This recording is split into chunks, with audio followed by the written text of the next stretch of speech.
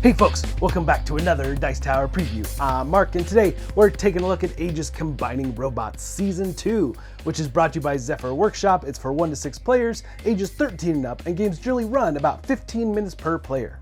AEGIS Second Ignition is a tactical combat game where you assemble a team of 5 fighting robots and do combat against the team of other players. There are 5 classes of robots in the game. You have Assault, aggressive attackers. You have Evasive, swift scouts. Guard, which is a sturdy tank. Intel, tricky technicians. And Support, helpful backliners, giving much needed support. Combined, these spell AEGIS. Each of these classes has traits that separate one from another, and within each class are dozens of unique individual robots. Each of your 5 robots produce and shares energy with the rest of the team.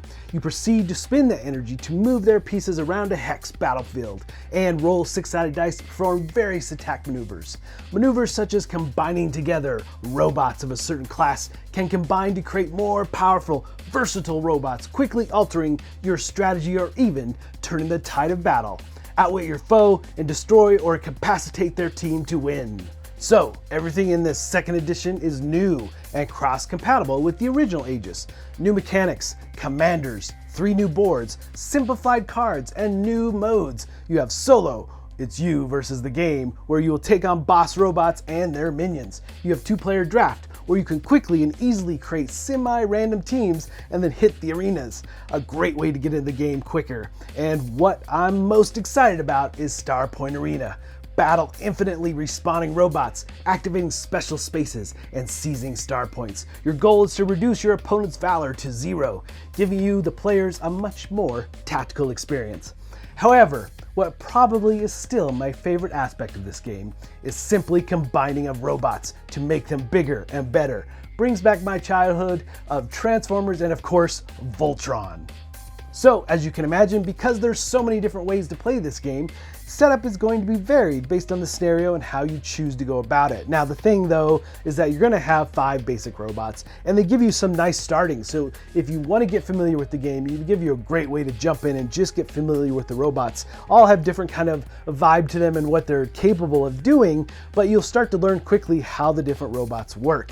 And I like that aspect. And of course, along with those, you're going to be able to combine robots, which we'll get to, which is again one of my favorite parts, into bigger, more menacing bots. Now, the thing with this game is that it really just kind of offers itself up to the fact you could really just make it kind of a sandbox style game where you could create your own scenarios, your own missions, your own battles. And I really like the theme of this game, robots battling back and forth, just right up my alley for sure. Now, the new mode, the Starpoint Arena, is fantastic because it's not just about eliminating robots, which you will be doing, but they just respawn right away and they can recharge your power and so forth in the game, but it's all about reducing your opponent's valor. And so every time you take out a robot, you'll be reducing the valor based on their level and so forth. But what more importantly, for the different star points that you're going to be holding, you can be rolling dice to get special abilities as you play in this mode. And I really found this mode to be intriguing for sure. And it just gives me other ideas about how I might want to play and so forth. Now, I've only done the 2-player game. I haven't tried the solo, but I thought this was fantastic. It added a whole nother level of dimension to the game. And so the basics of play here is simply you're going to be recharging your robots at the beginning. There's a phase for that, and they're going to charge up to the maximum amount of power that you have available. And it's a shared pool between all the robots, which is nice.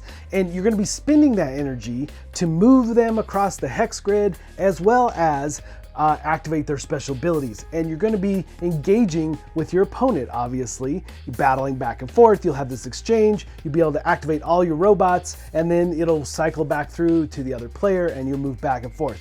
This ping pong match of who can come out on top, battling back and forth. And again, it's varied on your different type of scenario. But the different cards, let's take a closer look at what you have on these robot cards.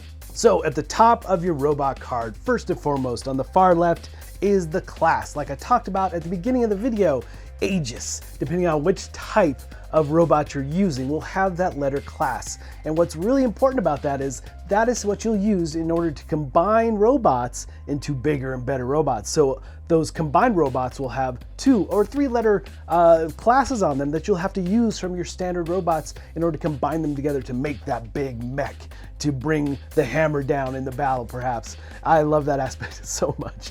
And then in the middle of the card at the top is its movement, and on the far right is its power output level, which means the level of energy that your robot will give to the team for all of you to use, which is really a great way to distribute the power. I like that a lot. And then you've got obviously some nice artwork and perhaps a faction that the robot is part of and the robot name below that. So in the middle of your card is the available actions for this robot. Now, breaking that down, you'll see a number on the far left. That's the number of dice and power that you'll have to use and spend in order to activate this ability, or this action, I should say. And the next number is accuracy. That's the number you'll need to meet or beat in order to achieve the goals of this weapon. In this case, it is the 100mm cannon. So we're trying to hit our opponents for 2 if we successfully roll. And then this is straight up damage, obviously. And then you have a range, how many hexes away. And there is friendly fire in this game, so beware of that. And you have some keyword modifiers that can really play into what the cannon is doing or any of the special actions. It just really adds a lot of flavor to the game for sure. Below the actions is your special ability, something that makes each of the robots unique and how you use them in battle for sure. And then on the far right is the robot's integrity at the very bottom. This is the robot's health, essentially. So you're trying to defeat the robot and destroy them in just maybe a standard skirmish game. But again, in this Starpoint game, you are trying to destroy them still and eliminate them briefly. They will respawn, but again, that's going to lower the valor level of your opponent when you do destroy. And you can also choose yourself to destroy robots in this mode as well in order to do various things. So it's a really interesting mix of how you play in the strategic field for Starpoint Arena. Now for combining robots, just a quick closer look. Again, my favorite aspect is just the fact that you take robots that are out on the field. You have to match class, obviously. So in this case, we need an AEI class that combined to make this big IKA 4000 robot. And it's just such a thematic, fun part of the game for me. And you have to, on the battlefield, make sure they are adjacent to each other. You're gonna have to spend the power requirements, and this does take place as an action that you're doing for this particular turn. So you'll combine them into the robot, taking their cards and putting them underneath the combined robot as it moves into battle and so forth down the road. So they'll be stacked and you'll be able to use them and so forth in various ways. So it's really an interesting aspect. I definitely find this to be the most intriguing thematic part of the game for me, and it just adds a lot to it for sure. Now, along the way you'll see that there's lots of reference cards, lots of different ways to play, different types of actions you're going to be doing. So it all plays into what you're doing, and it's all variable based on the scenario and how you're engaging with the game. So they've really given you some nice ways to jump into the game, get your feet wet, and give you some predefined robot sets to start with as you try to learn and play the different types of robots and find what you like. So down the road, you can start to draft and do your own type of robot teams and different mechs that you're going to put together in the game. And again, the scenarios just really play into whatever you want to do in this type of skirmish game. And the Starpoint Arena is just something I really enjoyed as a new mode, but you could do so many different things with this game. All right, folks, just a reminder once again, this has been a Dice Tower paid preview, and everything you've seen here has been in prototype form, so keep a close eye on the campaign for any changes that still may occur. Now, with that said, the Kickstarter is already over. It was very successful, but now they're entering into late pledge, backer kit, so you still have an opportunity to get into this if it looks like something of interest. And very thematic, robots, combining, dice rolling, things that are right up my alley for sure. And the thing I found about this second edition over the first was that it was much easier to suck my family into this game and get them up and running with a pre-built team.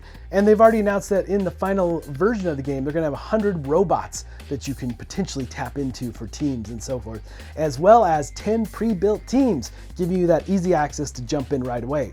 And of course, for the solo mode, you have those bosses. They're gonna have 4 big bosses that you can battle up against. So lots of neat ways to play. If you like skirmish games, you like robots, combining them, dice chucking, this has all of that for sure. But folks, ultimately, if it looks like something of interest to you, I'm sure they'd appreciate your support. So I think that's it for me, and until next time, we'll see you at the table.